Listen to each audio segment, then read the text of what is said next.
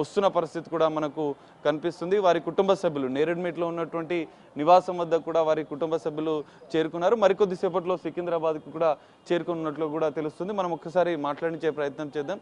Sir చెప్పండి, ఈ ఘటన ఎట్లా చూస్తారు? ఇప్పుడు ఇది చెప్పాలంటే లౌకిక తత్వం మీద జరిగిన దాడిగా మేము అనుకుంటున్నామండి. భారతదేశం లౌకిక రాజ్యం.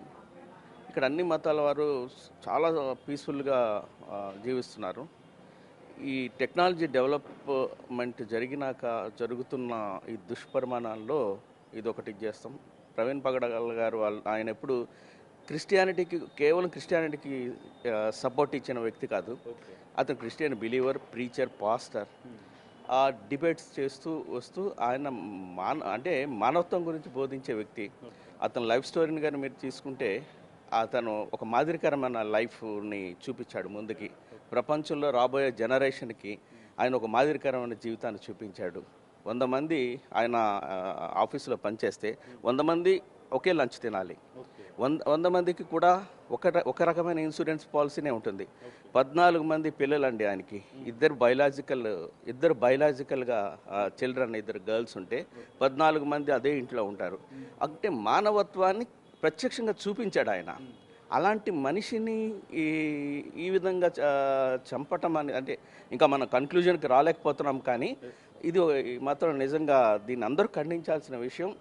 ఒక క్రైస్తవులే కాదు, క్రైస్తవేతరులు, హిందువులు, ముస్లిమ్స్, మనిషి అన్నవాడు దీన్ని ఖండించాలండి. ఈ విధంగా మేము భావిస్తున్నాం. Thank you.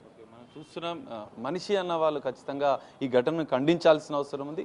మానవత్వం, మతాలకు సంబంధం లేకుండా మానవత్వం కోసం బోధించిన వ్యక్తి ప్రవీణ్ పగడాల అని చెప్తున్న పరిస్థితి కనిపిస్తుంది. మనం చూడొచ్చు, ఇక్కడ బాప్టిస్ట్ చర్చికి కొద్దిసేపటి క్రితమే మృతదేహం వచ్చిన నేపథ్యంలో ఏర్పాట్లు చేస్తున్నారు. క్రైస్తవ సోదరుల సందర్శనార్థం కూడా పెద్ద ఎత్తున ఏర్పాట్లు చేస్తున్నట్లుగా కూడా తెలుస్తుంది. క్రైస్తవులు కూడా పెద్ద ఎత్తున ఇప్పటికే తరలి వస్తున్నారు. మరి సికింద్రాబాద్ బాప్టిస్ట్ చర్చిలో ఈరోజు ఉదయం నుంచి సాయంత్రం 4 గంటల వరకు కూడా ఇక్కడ సందర్శనార్థం భౌతిక కాయాన్ని పెట్టనున్నారు. అనంతరం సికింద్రాబాద్ ఇటు తిరుమలగిరిలో ఉన్నటువంటి సమాధికి సాయంత్రం 4 గంటల అనంతరం తరలించే అవకాశం అయితే కనిపిస్తుంది. కొంతమంది క్రైస్తవ పెద్దలు కూడా ఇక్కడికి చేరుకుంటున్నారు.